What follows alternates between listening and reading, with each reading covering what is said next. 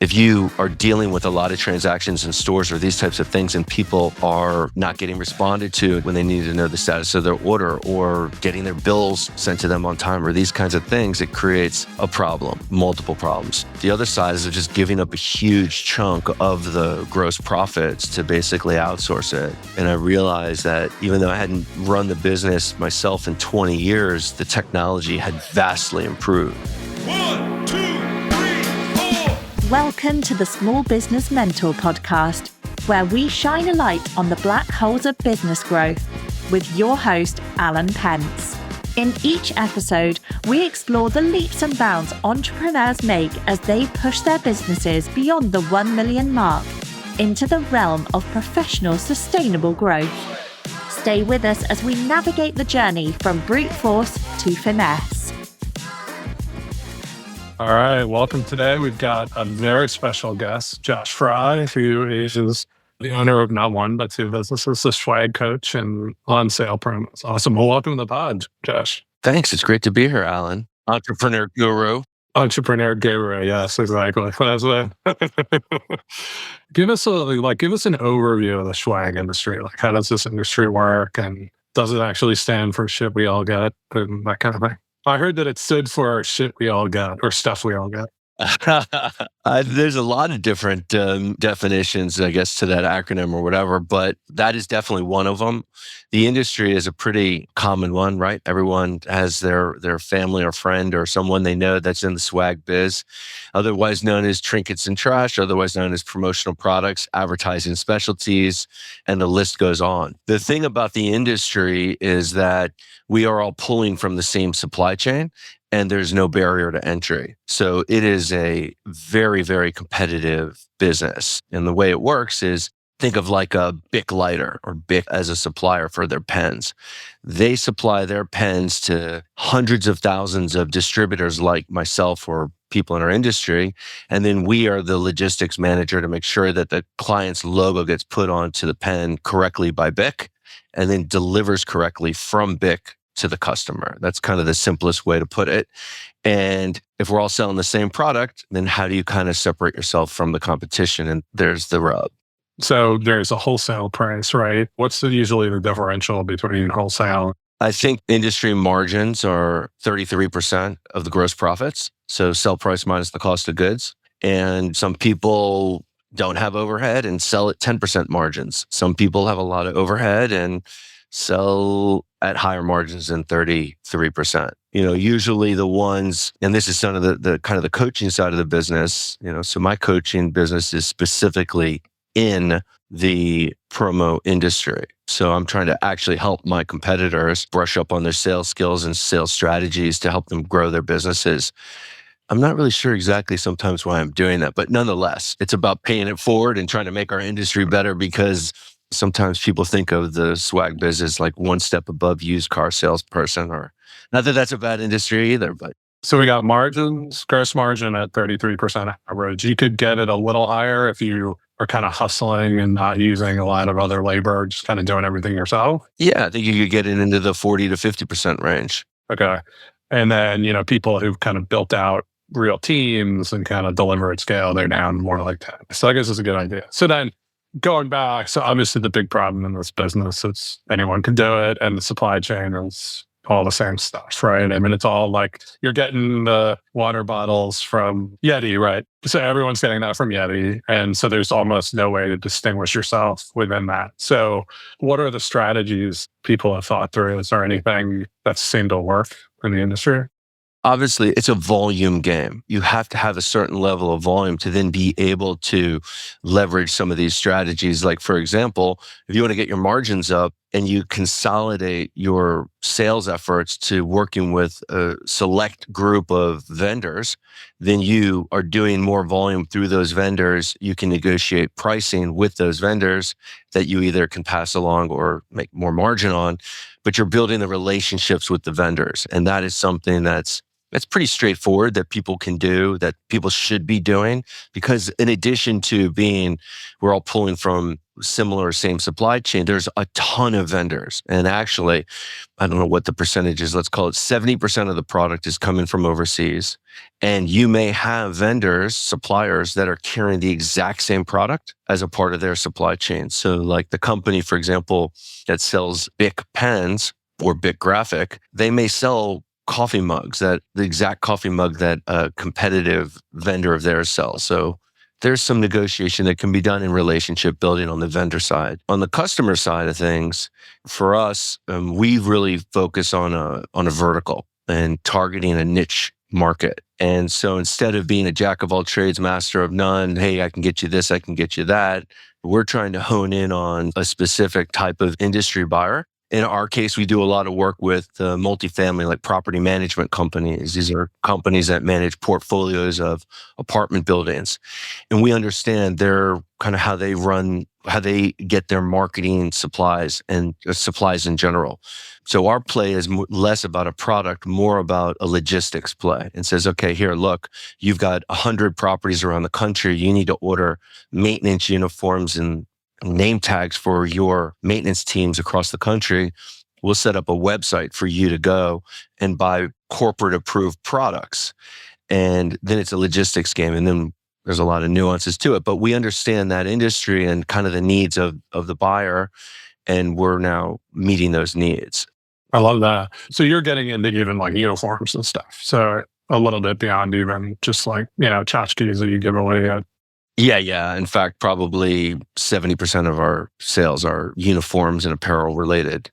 All right. That's interesting. I hadn't thought about that, but that would be this perfect way to niche down is to look at, who has unique needs like that, but you can figure out a way to satisfy that other people are. Like, say I'm a multifamily person that deals with uniforms. I don't know. Like, how do they find you?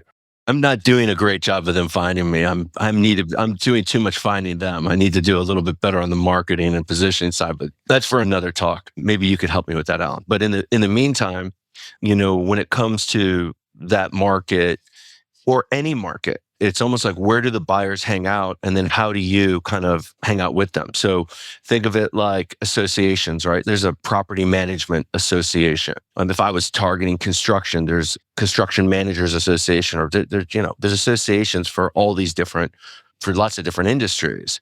Usually within those associations, they have the member side and then the vendor member side of things. And with that vendor member side of things, you can volunteer on committees where you have basically buyers. You could be on boards.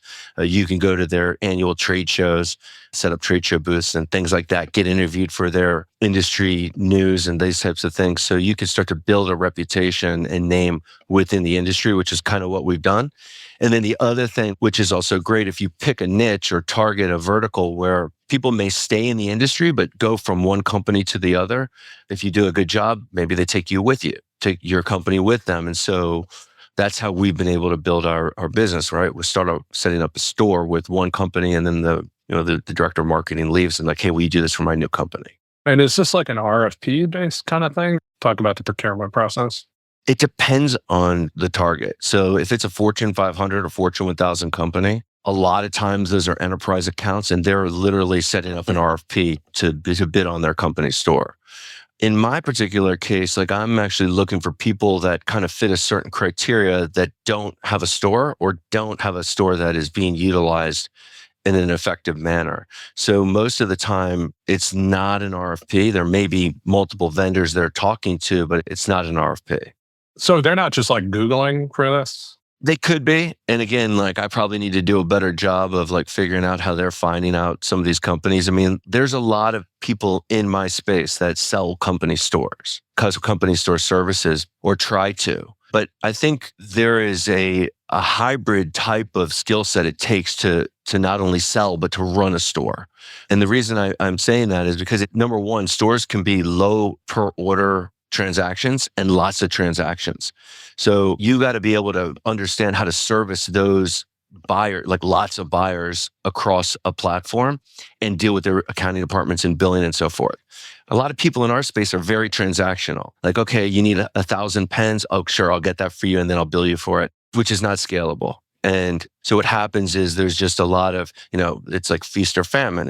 And, sometimes they're crushing it. Other times there's nothing going on. They don't have any consistency. So to be able to run a store has to be set up correctly. You have to have a team behind you to do the customer service, do the billing, all the stuff, but understand how to make the buyer's life easier, because the buyer is typically in corporate and they're trying to deal with taking care of their stakeholders, who are basically the frontline people out in the offices or the field or whatever. And they're getting bombarded with, I need this, I need that. Where do I find this? Where do I find that? So the more you can kind of position yourself as an extension of their department, almost like labeling the marketing department or the marketing supplies department, the easier it makes their job, the more they will direct the people to buy. It's all based on sell-through of the product. So we don't typically charge even to set up and run the store.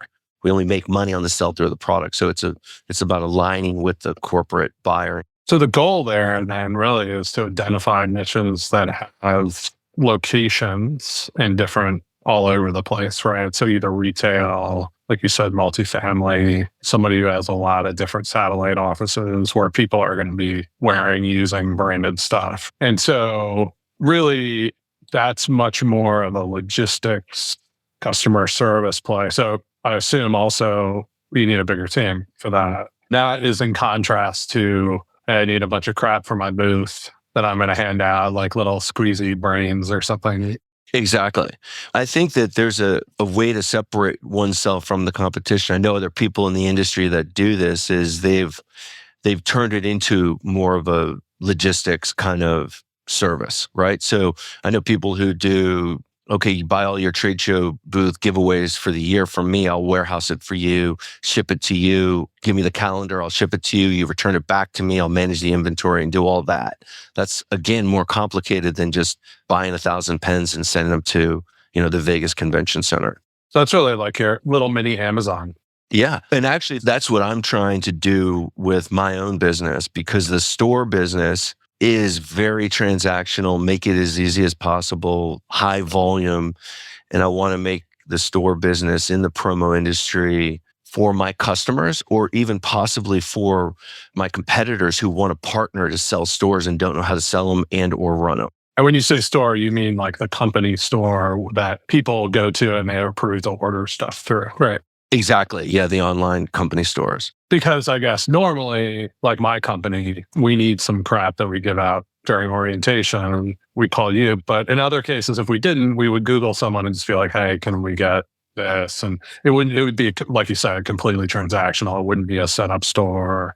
So really, you need to target larger repeat purchasers, that kind of thing. Yeah. And if I can get into their supply chain, if you will, like where they're placing repeat orders, it's not the sexy products. It's like, I need name tags. I need uniforms because we've got a lot of turnover, or I need doormats. These are not particularly exciting promotional items, but they're part of our supply chain and they're repeat order products. And that's kind of the way to build recurring income in our industry. That's what I've found. Okay. And then what I heard you talked about before is sort of another way for you to differentiate is to aggregate some of the suppliers, right? By training them and creating a network. Was that sort of the idea? Yeah. So one of the things that I had done, it's been over a decade now, is instead of just being the sole salesperson in the business, I've kind of partnered with other distributors who want to learn how to sell bigger ticket items like a company store, or learn the business and, maybe looking for a second career, new career, whatever. So I teaching them the business. But what I had done was really leveraging an outsourced model. So I didn't have any employees that were doing, that were placing purchase orders with the factories or dealing with the billing. I would partner with a company, in essence, like a back office partner. And so I would cut a deal with the back office partner, an umbrella deal. And then under that, I would bring in these distributors to kind of sell. So I would make a little piece off of the distributor's sale. Not a huge piece, a little piece. Actually, I did it in one of two ways. I'd kind of filter them in under the umbrella, and I would have different levels of commission that they would get paid. Whether it was a new account they generated, they'd keep the majority of it. or it was a house account I would hand off and they would make less, obviously, because the hardest part in getting the customer is getting the customer, at least in my experience. And the benefit to me was I could basically kind of build out a quasi-recurring income stream through overrides. You were trying to be like just a connection point from the distributor who had the customer relationship to the back office, right? Not actually own the back office. Until now. Right. So tell us how that went. Like, Yeah, I mean, after 20 plus years of kind of partnering with other back office companies and not trying to be the back office, I won't curse on your podcast, but I basically said, F it, and I'm going to do it myself. what were the problems with it? There's a level of customer service that my customers expect and I expect, and it was not being met. And so, which is a huge piece in our business, because if you are dealing with a lot of transactions in stores or these types of things, and people are not getting responded to when they need to know the status of their order or getting their bills sent to them on time or these kinds of things, it creates a problem, multiple problems. So there was that piece of it. The other side is just giving up a huge chunk of the gross profits to basically outsource it. And I realized that even though I hadn't run the business myself in 20 years, the technology had vastly improved. And so I was able to really find a company that specializes in order processing technology for our industry and couple that with overseas labor that basically I've trained and managed. And the 1-2 punch just makes the potential profitability of the business and cash flow so much better. And so that's helped me position the business to now really scale. So are you going to have to do warehousing and that kind of shipping kind of stuff? I do some warehousing and inventory management. I still outsource that to a third party, like a 3PL. So you're not a 3PL at this point. You're like... No. And I doubt, I'd never say never at this point, but I used to be in the warehousing fulfillment business when I first started. I don't want to touch that with a 10-foot pole. But there are plenty of companies out there that do that, and we can partner with them and actually plug into our system. So it works fine. So if we looked at the stack, right, it's like distributor talking to the customer, selling the customer. They need like a back office fulfillment kind of service that you call it order processing, but like basically then plugging into the 3PLs. Because the 3PLs are probably serving all different kinds of customers. They're not just serving your type, right? They're serving like somebody who sells on Shopify or whatever. So they're not going to have like the software and ability to look across their, and there are multiple 3PLs. So these distributors are going to have to deal with not just one. So you're kind of taking all that piece, that middle layer. It's like middleware almost. Yeah, but there is a piece there that we'll see how it goes. So far, it's going well. The suppliers in our industry are way more sophisticated, especially the big ones, than the distributors like me. And so they've really cracked this code, if you will, on low to no inventory or no minimums, fast turn production. So of the online company stores like that I'm running, the vast majority of them have made to order on demand, including all the uniforms. I'm not stocking any uniforms. So within what I've done is the logistics are set up so that basically like if, Microsoft was a client of mine and they needed uniforms, I would have their logo all set up, with my decorator or embroiderer. I'd have their products all set up with kind of the factory that provides the apparel. And within a 2-week-ish, 2 to 3 week time frame, an order is placed on a store, is made and delivered. And so the benefit to the customer is no risk for inventory. So let's take that Microsoft. So why does the distributor working with Microsoft need your middleware in that scenario? Okay, so let me make sure I'm tracking what you're asking me. If I go to a competitor who's a distributor or if I go to the buyer? No, I'm saying like my assumption or understanding was that you're working with multiple distributors. Suppliers or distributors? No, like people actually selling to the customer. Yes.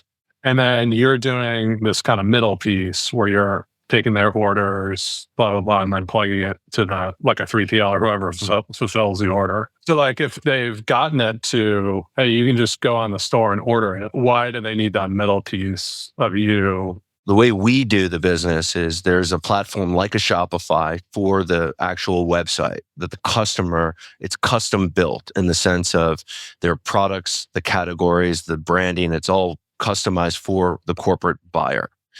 That software plugs into an order processing software. And then through that order processing software, then the customer gets, the PO is placed with the factory, the customer is billed once the order ships and all that stuff.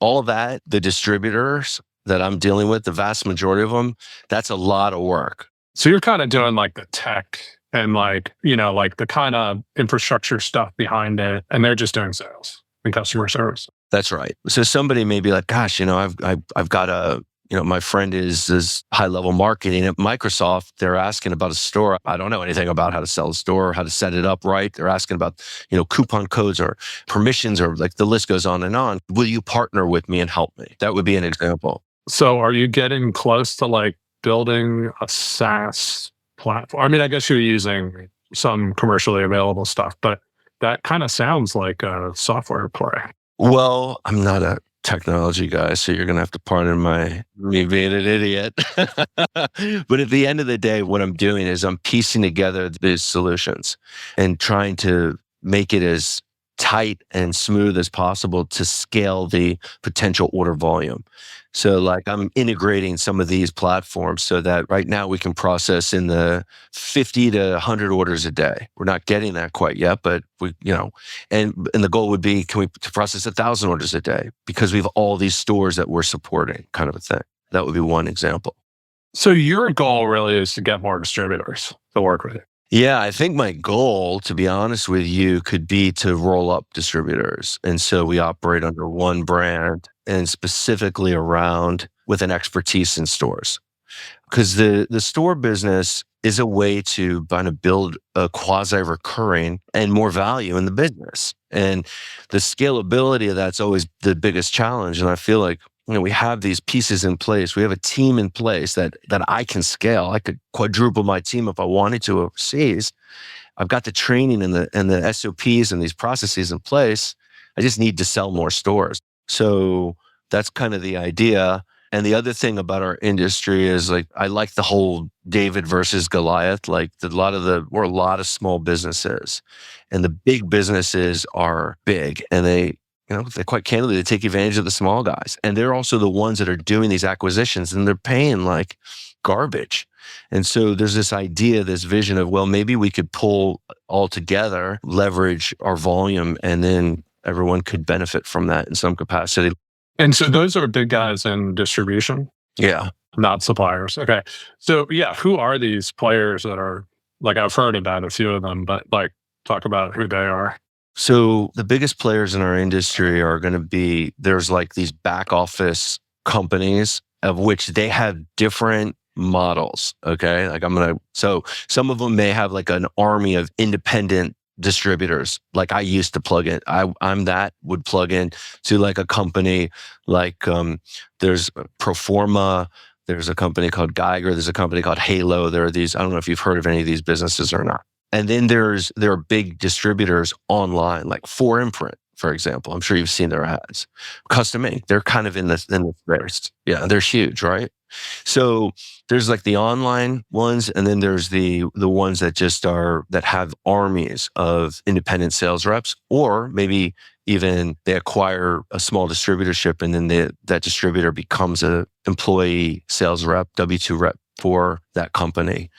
But the valuations in our industry, like I said, are garbage for lots of different reasons. Some legit, some I would argue are not, in that because it's so highly transactional, the value is only what the person is who's working the business. So how do you kind of get value in your business without having to be involved in it, right? You talk about scalability and all these things. So that's why I keep coming back to the stores, because when a store is sold, if it's set up correctly and managed correctly, that has scalability and without dependence on just the sales rep. In fact, it's not dependent on the sales rep. But it takes a certain level of volume for these companies to kind of look at acquisitions. And it's interesting because I'm reading in your newsletter about 5 million, 10 to 15 million and stuff.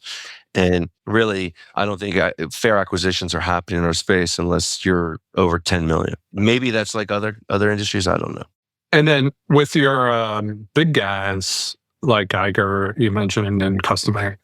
So I guess like Custom Ink, I would think is like the level of customer service is probably right. It's just like you go online and I actually haven't ordered from this, but I know who they are, right? They're not going to do personalized service and they're not going to do maybe uniforms or, that kind of thing, right? So I want to see the little guys to survive is.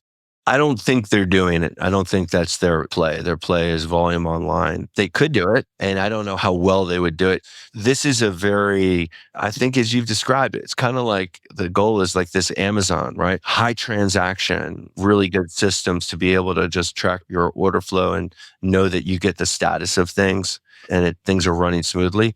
But it's like small order dollar transactions. Like I think our average store order is maybe like $350. I don't know what the industry average is, but people are doing more transactions. Their average order is probably over $1,000.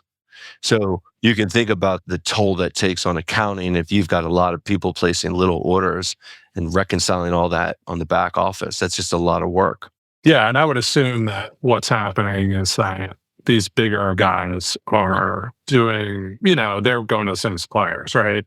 So if you just need this cookie cutter thing and it's easy to just upload, you don't need any help, you can go use it, right? Custom Ink. But if you need like, hey, I need this and I need to make sure it gets here at this time and I need to be able to call somebody, and that's what you guys are after, right? That customer, and then build a store for them.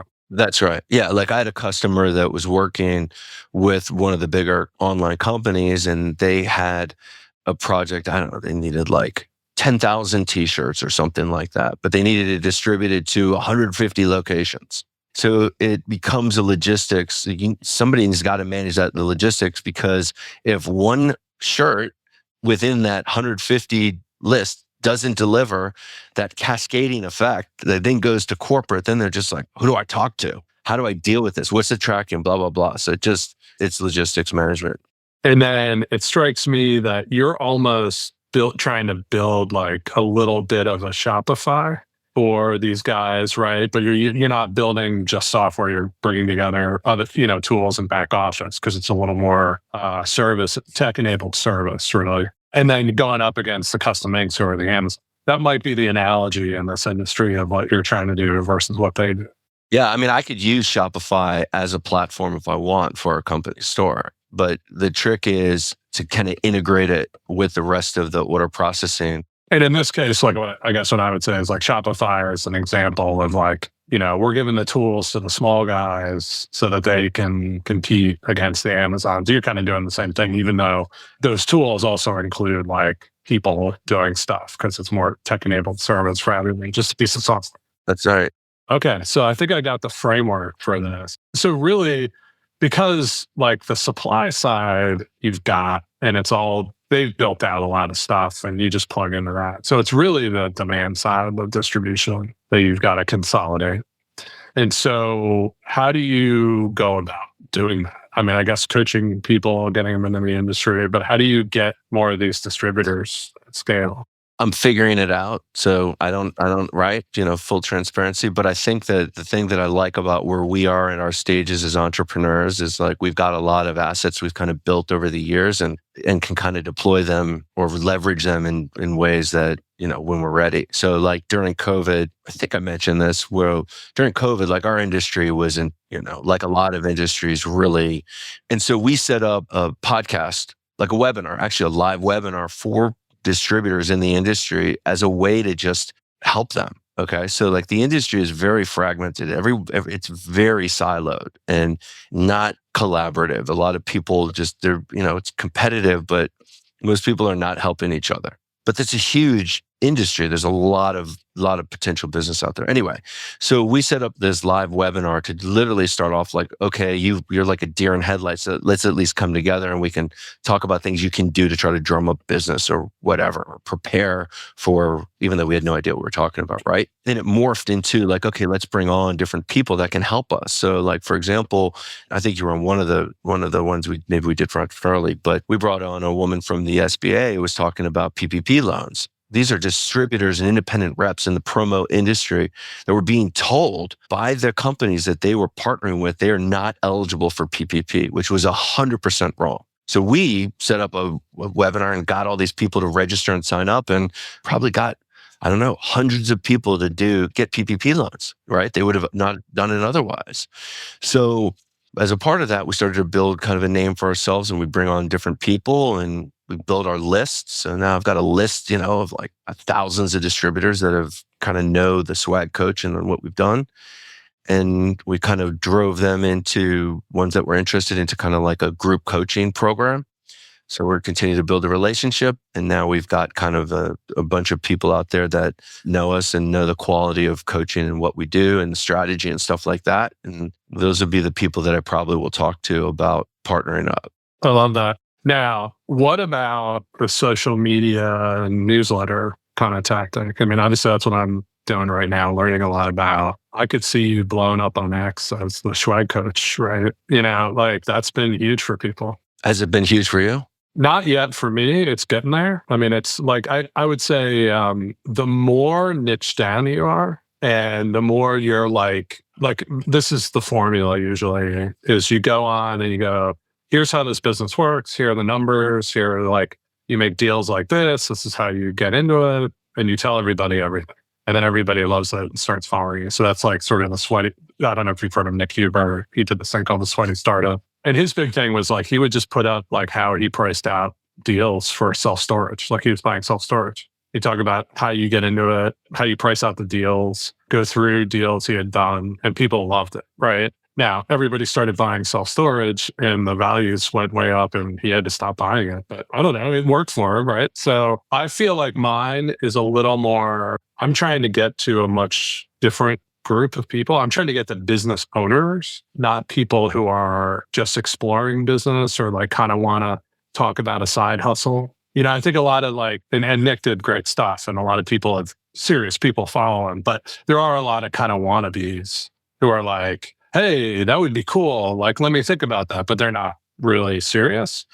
I want people who like own a business and are looking to grow it from 1, 2 million to 5, 10 million. So it's always going to be smaller. 2 is I do think it's harder now. Like all the social media platforms make that kind of viral growth. They want you to pay for it, but it is there. And I do think it's really important. And I especially think, you've already got a list. So like all you're trying to do is get more people on your list and build the newsletter. Because I've seen the newsletter thing. Now I'm not trying to monetize it right now. I have my other business and we can go into lots of detail about, I have size standard problems with government contracting. So I don't want to make any more revenue.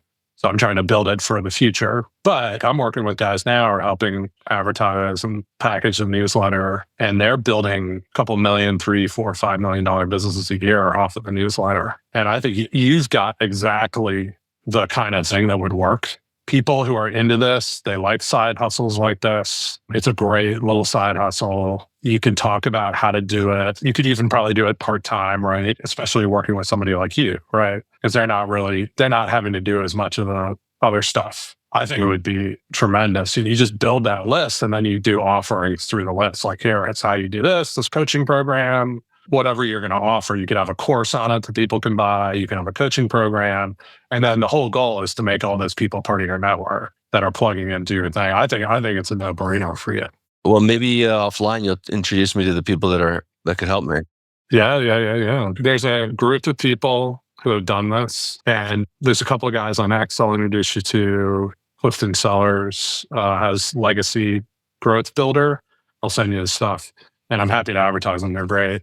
And then there were a bunch of guys that left, like, I think specifically the Morning Brew and maybe the Hustle a little bit. There are people that are at those kind of newsletters that really grew. And they've started agencies doing that kind of thing now. And I just learned about this in the last few months as I've started doing this. But it's kind of like an emerging field.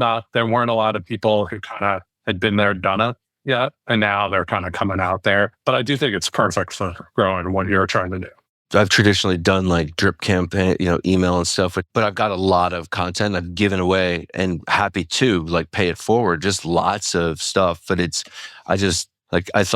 think of it as very, very niche-y. I think there are a ton of people that love these little niches that can be like a hustle. And people love that because they can see themselves doing it. And this is perfect for it. When I go talk about GovCon, it's like, all right, well now, do you have 5 years to build up your record so you can become a private? It's like, people are like, okay, this is a commitment to a life, versus hey, this is a cool thing I can get into. No doubt. I mean, look, when I started off, I had people that I was pulling from, all of them were from outside the industry, so I had, retired stay-at-home moms looking to kind of get back out into the workforce. I have 2, retired pro baseball players looking for new careers, second careers. So. Really? Yeah. You should get that. See, and are you still doing are you doing a podcast? I stopped doing it. Oh, man. So that's the other thing. So Fame does my podcast, Fame.so. They're awesome. They recruit a guest for you, help prep everything. In this one, they don't as much because I know most of the people already. But we do one for AI and government. And basically you just show up, read the stuff, and then do the interview. And to me, like interviewing former baseball players, pro baseball players, and go into it, that would be awesome. Like people would be, I'm seeing the whole Jeff Fry, right, kind of media empire. Can't believe it. I mean, it's just ready to go. It's going to be amazing. Obviously, I'm sounding a little sarcastic, but I'm 100% on board with this because I do think it's the kind of thing that does lend itself to like a media growth strategy. And you have a perfect set of offerings, right? Because like that, the other thing, and I haven't gone back and looked at the materials, but like it's always important to have like a sort of like very low cost offering, a medium offering, and then a high offering, right? And you're like perfectly aligned to that. Where you can do like, hey, you could do this online course to like learn the basics if you want, costs $90 or whatever. And then, hey, you could come into my coaching program and that's going to be a couple thousand or whatever it is, right? For however long. And then there's like the full like, hey, you're going to become a distributor in this network. And that's like another deal. And there's definitely formulas for how many subscribers you have on our newsletter to how many you can convert to those offers. And then you can probably, for you, it's sort of like a commitment stair step. It's like, hey, they just kind of want to figure it out. They do the 97, you made some money, you gave them some knowledge, and then they go to the next one. And then finally, you're going to convert for your people on each step, but you're going to get more and more value. I have the pieces already in place. I know. That's the other thing. You got all the content. Yeah. Well, no, I literally have a 11 module training program already set up on Teachable. I've already got, a coaching program where people are paying and we're running sessions. We're going to get started right now because it's killing me. Like, this is just like so perfect for the stuff that I've been learning recently. And this is like the perfect thing to plug it into. I mean, it is, and it's going to be a little, how much do you want to do yourself? How much do you want to pay other people to do it? We'll talk some more about it. I'd love to. I'd love to try to figure out a game plan to do that. Yeah. I'll send you a couple articles too about people talking about that, like how you create different offerings, you convert people from your newsletter and all that kind of stuff. But of people that basically like consultants or agencies that would basically be like, okay, here's this, let's package it up and kind of roll it all. Yeah, so that's what I would say. I'm actually going to interview some of these guys, Clifton and Tom Hunt from Fame, who does podcasts. Clifton does more like social media promotion, ghostwriting, newsletters. He was with Legacy Builder Growth, I think, is the name of this company. I just started working with them. I don't think anyone's put it all together perfectly. So like, if you think about the modern way that you create a brand, particularly personal brand, but any kind of business brand, and there's a social, like you have to have your offerings, right? What you're doing while you're doing this. And that's probably my biggest flaw because I'm not really trying to sell anything, right? So I actually don't compute on this that well yet, someday maybe. But yeah, so you have your offerings, which I think you've already got, but like maybe you need someone to just be like, oh yeah, this would be better as a cheap one and this is the middle one, And then, but then you need your core, what you own, and that's the newsletter and your list, right? And then you need ways to promote to get more people into that. So part of that is building your brand on social media, particularly X for this kind of business stuff. But with Swag, it'd probably go into Instagram and other things, Facebook. Like for me, not really. But and there's advertising on that to get more people in. And then there's like ways that there are newsletter platforms now that do their own stuff. So like Beehive, there's a bunch of guys that left Morning Brew. That's basically the tech that Morning Brew built to run their newsletter. And they have like a system now where you can like boost yourself, and they're trying to almost become a social media company themselves. And so it's like these factors of like promotion, advertising, leading into your newsletter, or how you make the newsletter work on a regular basis to then convert people to your offerings. And I don't think anyone's done that 3-level thing perfectly yet, where they can do each one of the steps. And then, and then also bringing in things like podcasts, like how do you use that? There's just too many different specialties. And I think it's maybe too new for anyone to put it 100% together. People are trying. I think Clifton and Tom are looking at that, but no one's perfected it yet. Well, from the way you're describing it, if I'm able to leverage some of these assets I've already built, because the traditional ways of just kind of blasting emails and all this other stuff is... Right. And I think you're perfect. The other thing that I really register is you're really a teaching kind of person. That's, you've been a coach. Josh and I are on the board of a nonprofit coaching group here in DC called Entrepreneurially. And you've been a Swag coach. Like, so I think all your content is that, like, teaching people how to do that. It's perfect for this kind of... Yeah. And I'm a frontline coach in that I'm doing it myself with my own book of business. So it's like a player coach. Exactly. All right. Well, we'll get you set up with all these guys. And we're going to have this like Josh Fry Media Empire. Can't wait. It's going to be amazing. Someday you're going to invite me to like some business conference. And just let me go backstage. I'll be handing out pinky rings. I'll give you one. While you're doing your big presentation, we're like, the Swag coach with 400 million followers on Twitter, X, whatever. All right. Well, I've wasted enough of your time battling about my media.